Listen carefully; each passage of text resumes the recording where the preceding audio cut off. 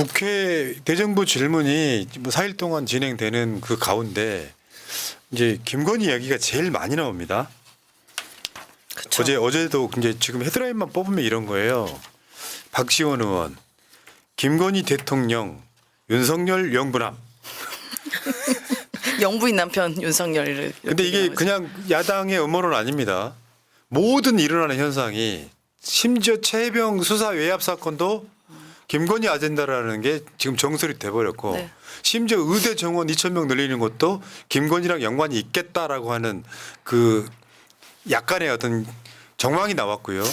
그러니까 저런 상황에서 김건희가 사실 윤석열을 바지로 내세워서 실제로 국정 운영하는 게 아니냐. 김건희네 땅으로 고속도로 정점이 바뀌었고요. 버젓이 동영상에 뇌물 명품백을 받는 장면이 찍혔고요. 심지어 최근에는 공천 개입한 사건까지 있었어요. 굉장히 많은 것들이 나와요. 네. 그러니까 영부남 김건희 대통령이란 말이 나올 수밖에 없는 것이죠. 예. 그 그리고- 서영교 의원이 어제 또 시원한 발언을 하셨더라고요.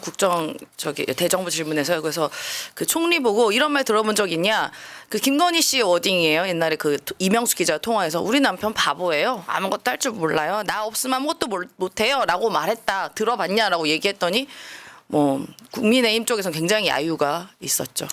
조국혁신당 조국 대표도 어제 조국혁신당 조국 대표는 정말 개시원하게 발언했는데 김건희 씨가 대통령 행세한다. 최순실까지 언급이 됐어요.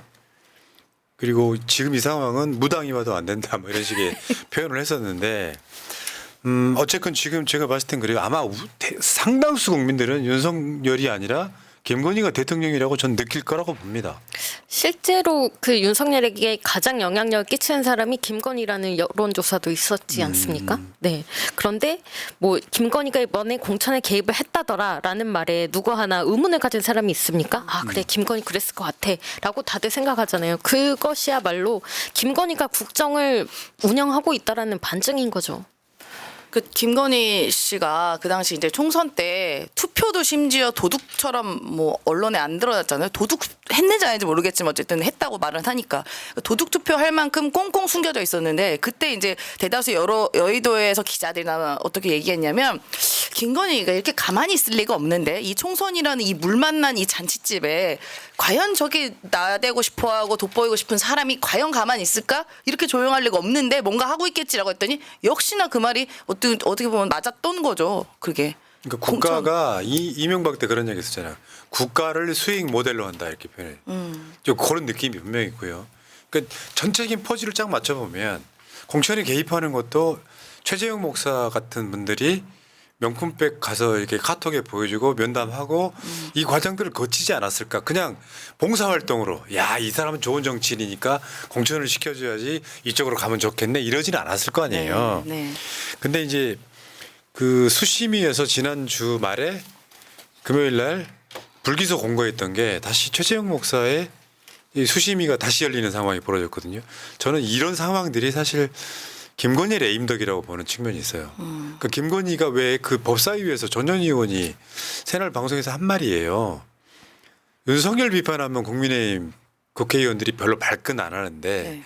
김건희 비판하면 발끈하더라. 그러니까 사실상 진짜 권력이 누구한테 있는지를 정확히 보여주는 장면이다 이런 건데 어저께 이원석 검찰총장이 한 말이죠. 바람직하지 못한 처신이 그것이 곧바로 법률상 형사처벌의 대상이 되거나 범죄 혐의가 인정되는 것은 아니라는 참 말을 되게 꼬고 하는데 바람직하지 못한 행위를 했다고 그래서 처벌 대상이 되는 건 아니다라고 엄청 말을 꿨어요. 네. 나쁜 짓 한 건 인정한 거네. 그러니까. 현명하지 못한 처신이라는 표현을 했고요. 처벌은 별개의 문제다라고 이야기를 했고요. 지금 이원석 같은 경우는 저는 계속해서 말씀드리지만 정치권 진출을 위한 명분 쌓기. 결국 답은 정해져 있다. 그러니까 최재형 목사의 요구한 수심위가 열리더라도 결론은 똑같을 것이다. 다만 변죽만 올리는 거지. 어차피 그 다음 검찰총장은 심우정이고 단지 이번 수심위에서는 최재형 목사와 그다음 변호사가 발언을 할 수 있다라는 것만 다른 거죠. 지난번 김건희 수심위 때는 최재형 목사랑 변호사가 아무 말도 하지 못하고 참석조차 하지 못하지 않았습니까? 그거 말고는 사실 기대 하는 사람은 없을 것 같습니다. 어제 제 최정 목사님이랑 등등 해서 이제 이거 관련해서 이제 기자회견을 같이 했어요. 하고 이제 같이 저녁을 이렇게 식사를 하는 자리에서 이야기를 하시는데 최정 목사님은 판단하는데 이 수심위가 어쨌든 준 사람이 있고 받은 사람이 있기 때문에 이제 기계적인 균형을 맞추려고 하는 것처럼 보이지만 실제로는 받은 사람이 무혐의니까 준 사람도 무혐의를 만들어야 그래야지 이게 말이 되잖아요. 그렇기 위한 하나의 꼼수다 그렇게 생각한다라고 이야기를 하시더라고요. 그러니까 지금 최재형 목사의 수심위를 받아들인 게 서울중앙지검 검찰시민위원회에서 네. 부의심의위원회를 열어서 결정한 거예요. 그러니까 사실은 이 수사심의위원회를 요 식으로 열어갖고 끝내려고 했는데 정결이 안 된 상태로 조금 더 가는 거예요. 네. 결론은 똑같겠지만 저는 이 지점에서는 이런 게 있어요. 검찰놈들이 검사놈들이 예전 같으면 김건희 눈치만 보아.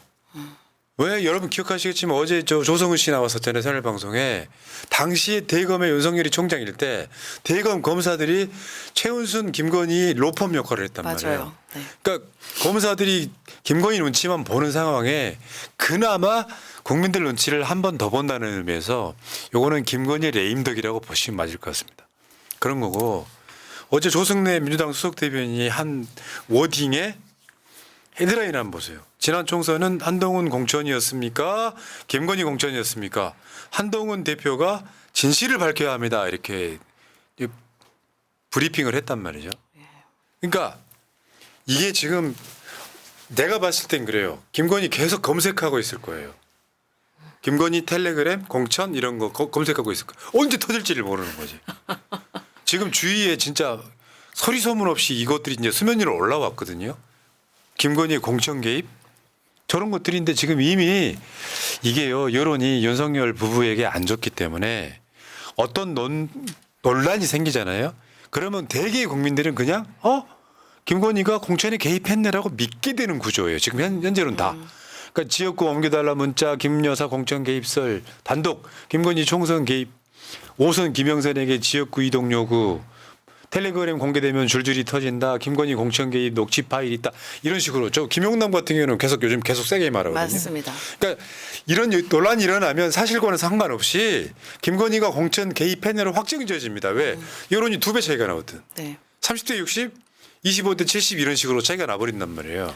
그리고 그간에 쌓아온 이미지들이 또 한 몫을 하잖아요. 예를 들면 이런 공천 개입 얘기가 나왔을 때 만약에 뭐 문재인 대통령 그 사모님이신 김정숙 여사라던가 아니면 김혜경 여사가 공천 개입했다 그러면 사람들이 귀등이나 듣겠습니까? 말도 안 되는 얘기에 이런 반응이죠. 김건희니까 그랬겠구나라고 생각하는 거죠. 근데 요걸 이제 정권말 현상이라고 보는 거예요. 이런 거는 한 4년차 채우고 5년차 쯤에 터져 나올 법한 이야기거든요.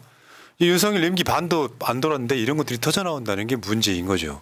그저 김영선 같은 경우는 야 저걸 텔레그램을 왜 보여주게 됐냐는 이제 다 아시잖아요. 네.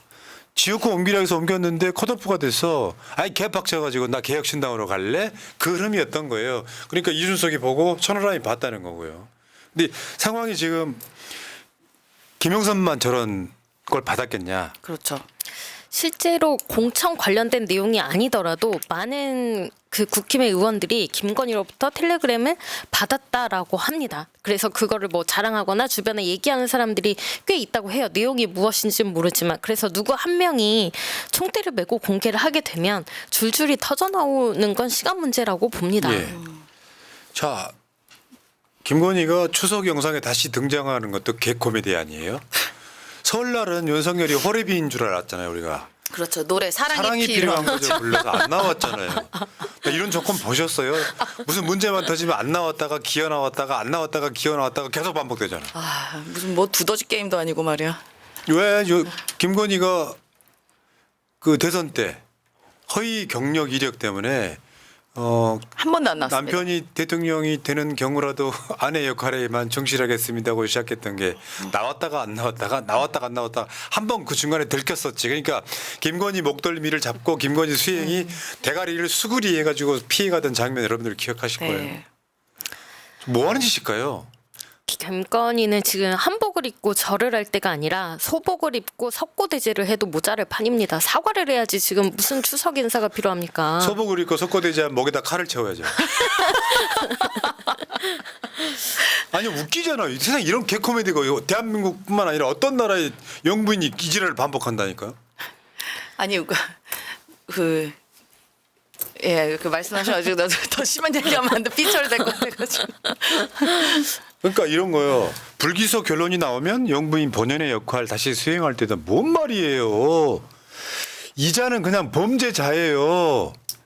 얘네들이 검찰이 검찰권을 갖고 털어주는 거는 별개의 문제야. 어떤 국민이 김건희가 무혐의를 받았기 때문에 깨끗하다고 생각하는 국민이 몇 명이나 있겠냐고. 저거는 아무 생각 없이 윤석열 부부 지지하는 사람들한테 통하지. 야, 검찰이 털어줬대. 그 검찰이 누구 검찰인데. 이걸 만약에 문재인 정부에서 그랬다 그러면 다음 정권 때 이재명 정부에서 만약에 비슷한 상황 이렇게 털어주면 여러분들 윤석열 지지하시는 분들은 믿으시겠어요? 우리 검찰은 공정해? 깨끗해 투명해? 그러니까 얘네들은 내가 봤을 땐 그래. 우리 김건희 여사는 깨끗한 사람이야라고 아무 생각 없이 윤석열 지지하는 사람들한테 통하죠. 다수 국민들한테는 안 통한다고. 이게 지금 털린 게 지금 불기소 처분이 난 거는 디올백 사건 하나만이잖아요. 그거는 너무 빼박이니까 영상이 나왔는데 그걸 어떻게 부인할 거예요. 그런데 과연 이것만이냐고요. 그 전에 최재형 목사 사실 180만 원가의 샤넬 화장품이랑 60만 원가의 양주도 준 적이 있고요. 그건 영상에는 없습니다. 그리고 그 전에 있었던 뭐 주가 조작 문제라던가 뭐 땅 문제 뭐 이게 뭐 한두 개 해야지 우리가 얘기를 할 거 아니에요. 근데 이렇게 뻔뻔하게 불기소 나오면 그러면 다 그 전에 쥐었던 죄 하나 다 없어지는 거예요, 네. 지금? 근데 더 큰 문제는 명품백이 아니라는 이야기 했죠. 그렇죠. 관저공사가 문제다. 그러니까 지금 뭐 관저에다가 저렇게 무슨 정자도 넣고 저것을 저거 저 이야기 들어보니까 다시 말씀드리지만 저거 샀다면 2억 원짜리라고 하더라고요. 대략 2억 원 정도 한다. 뭐 광주 비엔날레인가 어디에서 네. 건시돼 있던 거. BTS가 자주 이용했던. 그것뿐만 아니라 지금 용산 관련해서 저기 들어갈 때 무슨 뭐 저 관저 공사 수리한다 그래갖고 아크로비스타 지하에서 뇌물 받던 그 기간이 있었고요. 네, 오래 그러니까 걸렸어요. 취임하자마자 들어갔어야 되는 거잖아요. 3월 달에 당선이 됐고 5월 달에 취임을 했고 5월 달부터 들어가지 않고 11월 달까지 안 들어갔고 네. 최재형 목사를 아련한 게 최재형 그때. 목사를 만난 게 9월 달이에요. 그 사이에 뭘 했는지도 궁금하고 관저공사에 지금 무자격 업체 뭐 수의 계약 이런 것들이 되면서 사실 저게 지금 관저공사 관련해서 김건희랑 관련 업체들한테 저 공사를 맡기고 얼마가 나갔는지 얼마 공사비가 들어갔는지도 사실 밝혀지지가 않는 가운데 어떤 비리가 있는지를 모르는 상태. 이거를 감사를 해야 된 감사원은 1년 8개월 만에 결론을 내렸는데 사실은 김건희의 문제가 있을 가능성이 높은데 M1 감사원 직원 한 사람으로 지금 몰아가는 분위기더라고요. 그러니까 일단 이 정자의 설계 업체도 히림입니다. 계속해서 히림이 등장을 하고 있고 그다음에 그 여기에다가 원래 돈을 줘야 될 곳은 원탑 종합 건설인데 거기에다는 입금한 내역이 없어요. 그러니까 이 정자를 내가 샀다고 하면은 거기에다가 어쨌든 비용 처리하는 영수증이 있어야 되는데 그 영수증이 확인이 안 되고 있습니다. 그래서 정말 미스테리한 일이 일어난 거죠. 그리고 뭐 등기 사항이 없다라는 것도 이미 알려진 사실이고요. 네. 그러니까 그 비싸게 산 비엔날레 산 사실 이게 예술 작품이에요. 이것도 이제 가서 마음에 들어서 어떠한 경로로 갖고 왔는지도 모르겠어요. 그리고 무슨 어떤 뭐 명목이 있을 거 아니에요. 뭔가 이거 구입하는 명목. 근데 자기가 앉아가지고 뭐 술빵하려고 만든 건지는 모르겠습니다만 등기도 제대로 안 돼 있어서 사실상 이 소유권이 누구인지도 모르겠다가 지금 이야기 아닙니까? 아니 멀쩡한 청와대는 버리고 나와가지고 기시다 만날 때는 다시 청와대로 들어가서 만찬하고 이게 무슨 이런 괴랄한 짓이 어디 있습니까? 문제는요. 이렇게 생각해 볼 수 있어요. 소통이라는 걸 명분으로 용산으로 나왔지만 그러면 용산으로 나오게 되면 각종 공사들이 이루어져야 되잖아요. 거기에 어떤 수익 사업에 손을 뻗친 게 아니냐라고 의심해 볼 수 있어. 그 300만 원짜리 명품백은 사실 아무것도 아닐 수 있어요. 그 귀여운 수준일 수도 있습니다. 왜 인수위가 열리자마자 고속도로 종점 바꾸는 것부터 했단 말이에요. 네. 그러니까 김건희가 수심위가 열어갖고 야 무혐의 공고해. 아 그래? 수심위가 공고했으니까 김건희는 무혐의 딱 털으려고 했는데 김건희에 관련해서는 정말 그런 거 있거든요. 꼬리가 길면 밟힌다는 얘기가 정답이에요. 짧았으면 단타로 끝났으면 이걸로 끝날 수 있는데 온갖 꼬리가 막 수십 개 꼬리가 있어가지고 긴 거 있고 짧은 거 있으니까 이제 밟히기 시작하는 거예요. 왜 밟히겠느냐? 김건희의 레임덕입니다. 그러면 이게 김건희의 레임덕이 윤석열의 임기를 단축하는 효과로 작용할 가능성이 매우 높다. 진짜 분노스러운 거는 국가라는 게요. 열받네 진짜. 국가라는 건 이런 거야.